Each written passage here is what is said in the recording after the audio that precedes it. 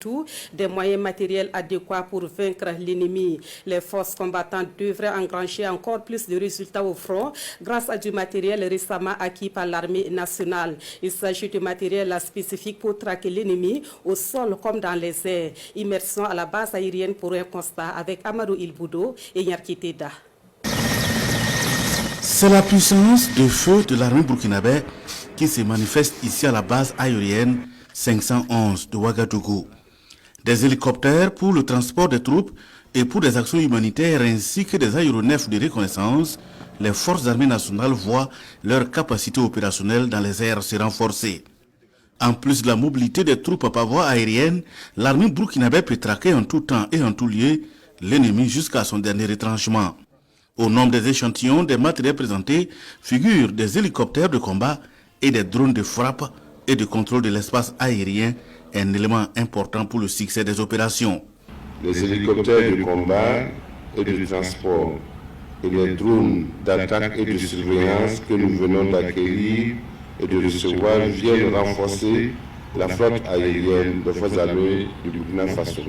Grâce à la clairvoyance et à la vision des plus hautes autorités de notre pays, nos forces armées nationales disposent aujourd'hui d'une armée de l'ère moderne en phase avec les enjeux du contexte que nous vivons.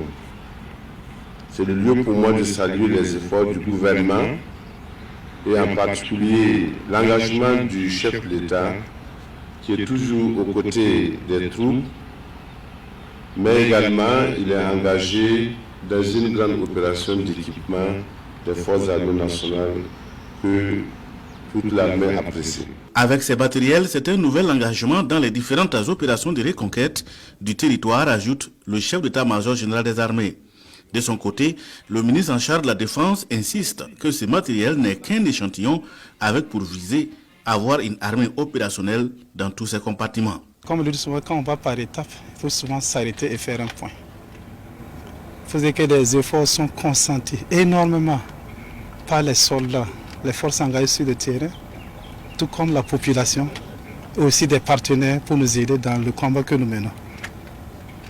Et ça fait déjà un bout de temps qu'on a des acquisitions. Maintenant que tout est essayé, tout a été confirmé sur le plan opérationnel, on se fait le plaisir de venir faire une réception et de remettre officiellement aux utilisateurs, dont en tête le chef d'état-major général des armées. Et comme je le dis, ça ce n'est qu'une partie. Puisque en plus de ces moyens stratégiques, il faut prendre en compte les moyens qui sont au niveau des unités de mêlée, à savoir l'armée de terre, la gendarmerie, la BNS, ceux qui sont restés sur le terrain, les moyens qu'ils utilisent, c'est avec les armes individuelles et collectives, même lourdes.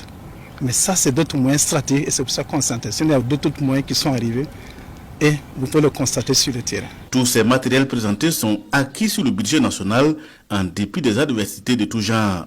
Et par la voix du chef d'état-major général des armées, les troupes s'engagent à en faire bon usage et à mener la guerre dans les coins et recoins du pays avec pour défi vaincre l'ennemi. En attendant la victoire sur l'ennemi se constate progressivement sur le terrain. Hier, des dizaines de terroristes ont été neutralisés aux abords du lac Dem à Zorkoum dans le centre-nord. C'est principalement par les airs que les assaillants ont été ciblés et mis hors d'état de nuit. Le point détaillé de l'opération avec Bienvenue Tansa. Zorkoum, dans le centre-nord. Ce mercredi, les terroristes ont mené une attaque contre les positions militaires aux abords du lac Dem. Sur le champ, plusieurs dizaines d'entre eux sont neutralisés par les forces de défense et de sécurité et les volontaires pour la défense de la patrie. La vigoureuse riposte contraint l'ennemi à battre en retrait. Les drones prennent alors le relais. Depuis les airs, ils sont repérés et suivis jusqu'à ce regroupement. Là, plusieurs terroristes sont encore neutralisés. C'est la débandade dans les rangs des terroristes. Les assaillants sont traqués jusqu'à leur base. Dans ce village abandonné, ils se croyaient en sécurité. Les drones entrent en action. Plusieurs dizaines de terroristes sont neutralisés et leurs moyens logistiques détruits. Par cette autre action, les forces armées nationales démontrent que les attaques ne resteront plus impunies. Les attaques ne resteront plus impunies et les forces combattantes continuent de monter en puissance.